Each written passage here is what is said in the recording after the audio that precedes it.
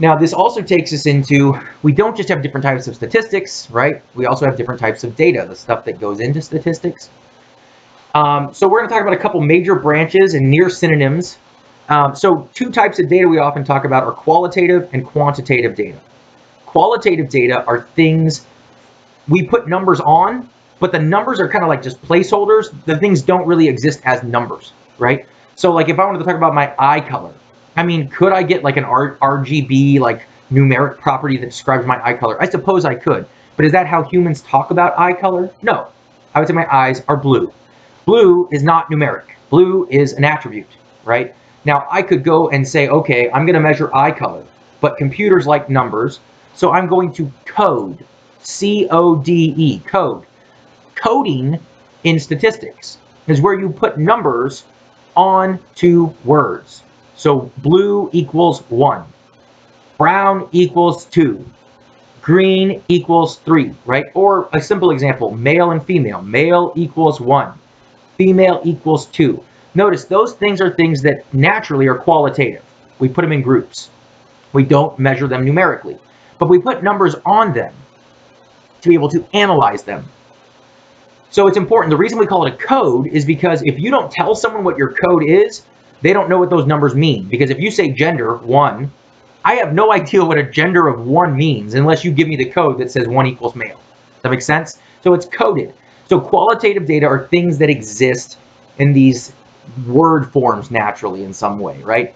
Quantitative data are data for which the numbers are real. Like you really measure that, think about that numerically. Height, weight, counts. How many cigarettes did you smoke today, right? How many times were you stressed out? These things are numeric. Numbers naturally describe them. And so those are qualitative and quantitative data.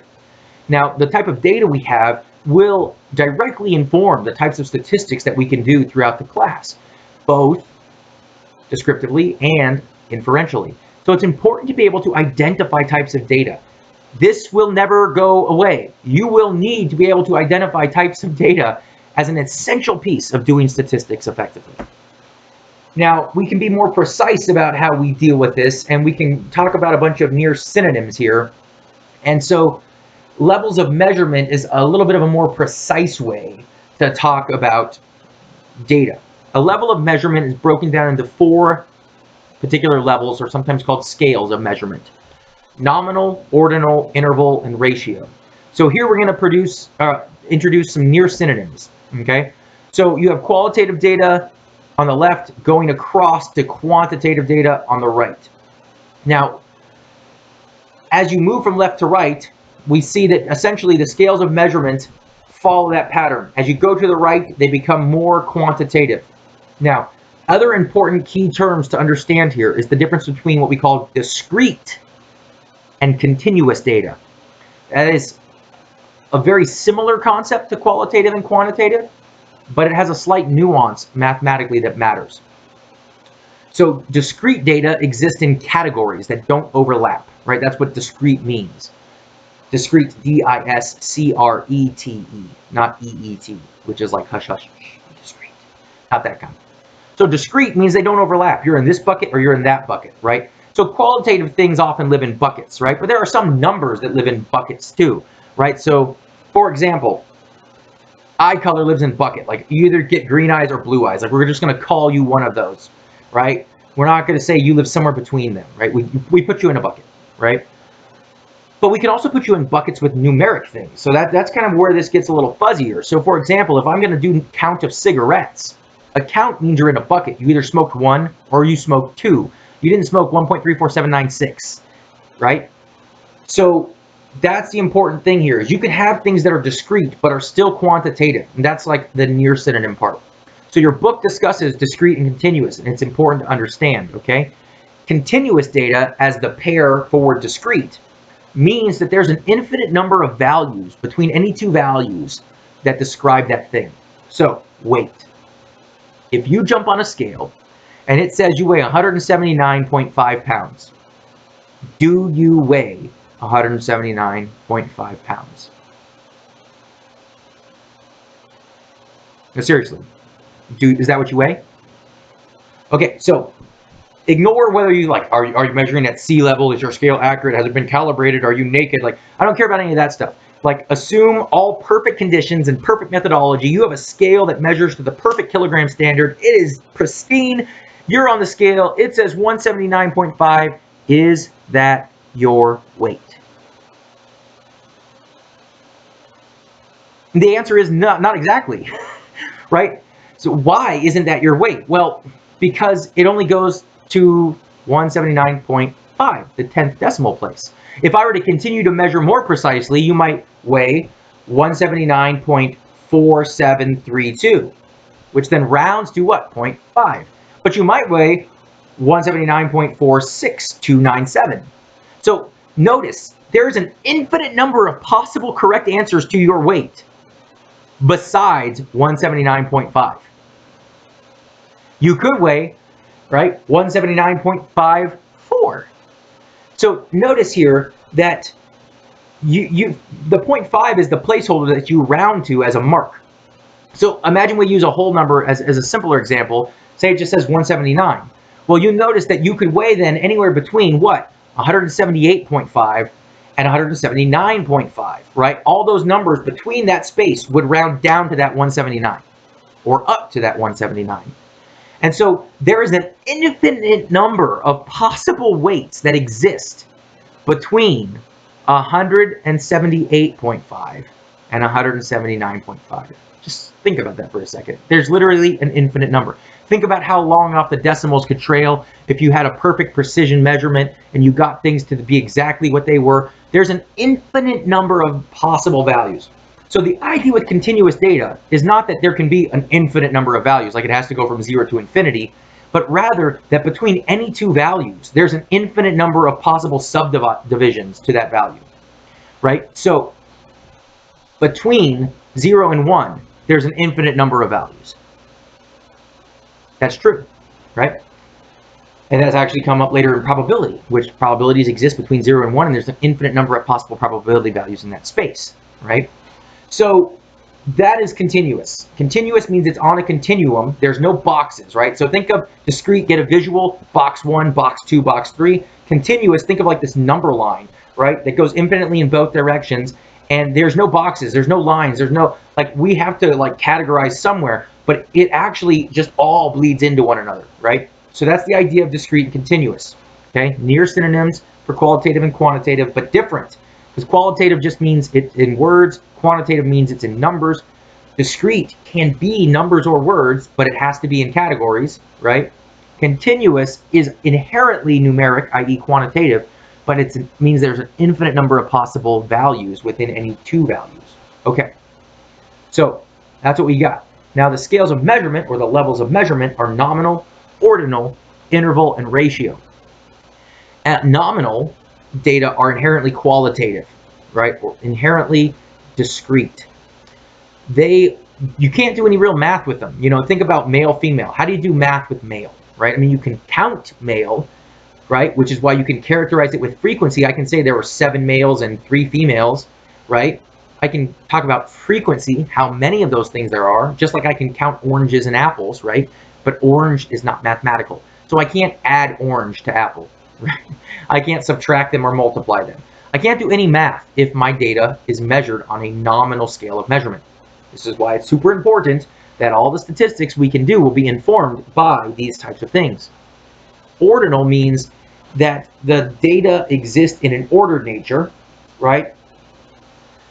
Sometimes you can think about qualitative in this way. So for example, small, medium, and large. There's an order to those things, even though they're words, right?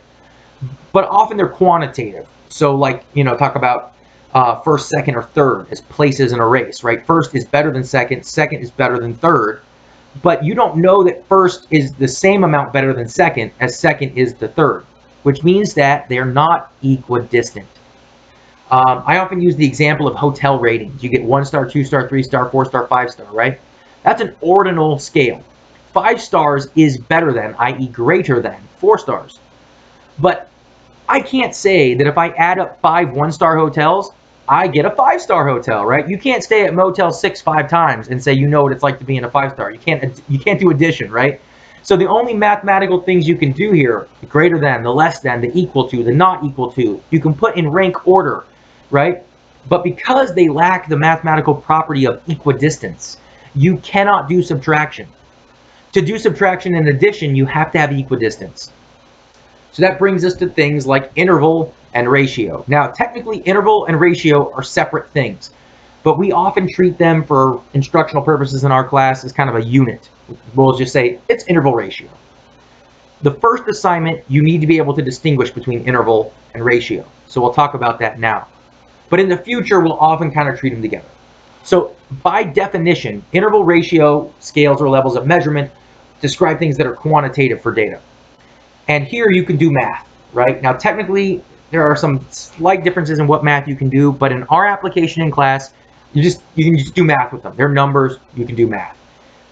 So what makes them unique here? Well, interval is where you add equidistance. So ordinal is in order, right? The numbers are in order, 1, 2, 3, 4, 5, but they're not equidistant. So you don't know that 5 is exactly 1 better than 4, and 2 is the exact same 1 better than 1. You don't know that, right? You don't know that the difference between a 1 and 2-star hotel is precisely the same mathematical difference as the difference between a 4 and 5-star, right? In fact, they're not in terms of the qualia of staying there, right? Like a 5-star is very different than a 4-star, and 1 and 2 are not so different, right?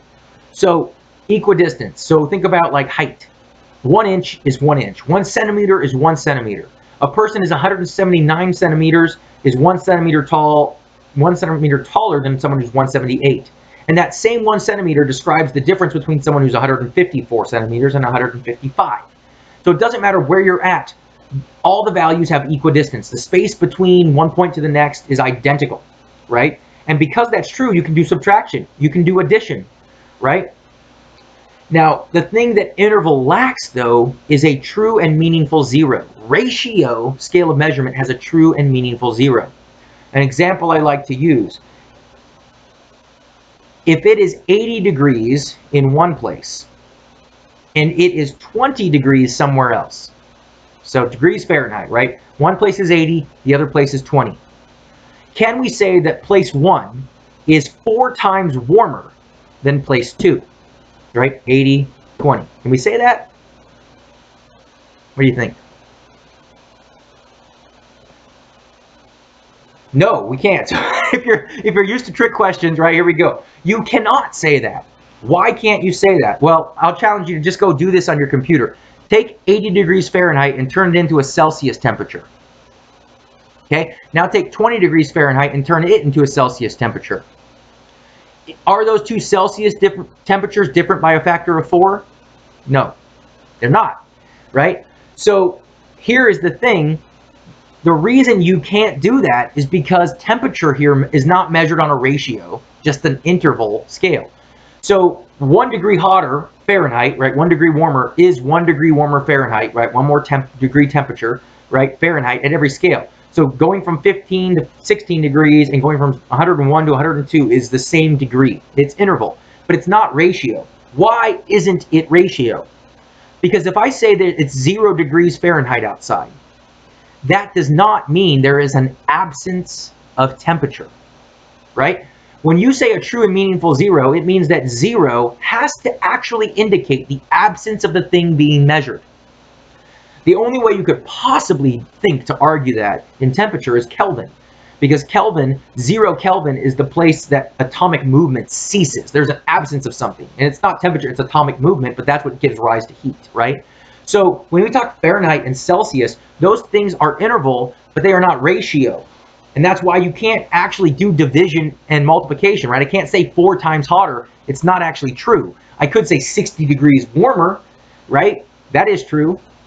So ratio is like where saying you have 0 of something truly means the absence of it. For example, income, right? If you've ever had $0 income, you know that 0 is a real and meaningful 0, right? It literally represents the absence of income. You have none of it, right?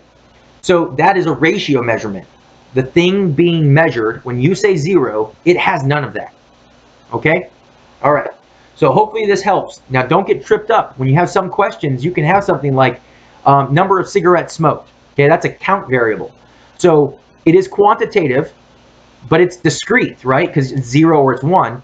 And it's ratio because 0 literally means the absence of cigarettes smoked. Okay, so make sure you pay attention. Think about these things when you're trying to understand the data that you're handling.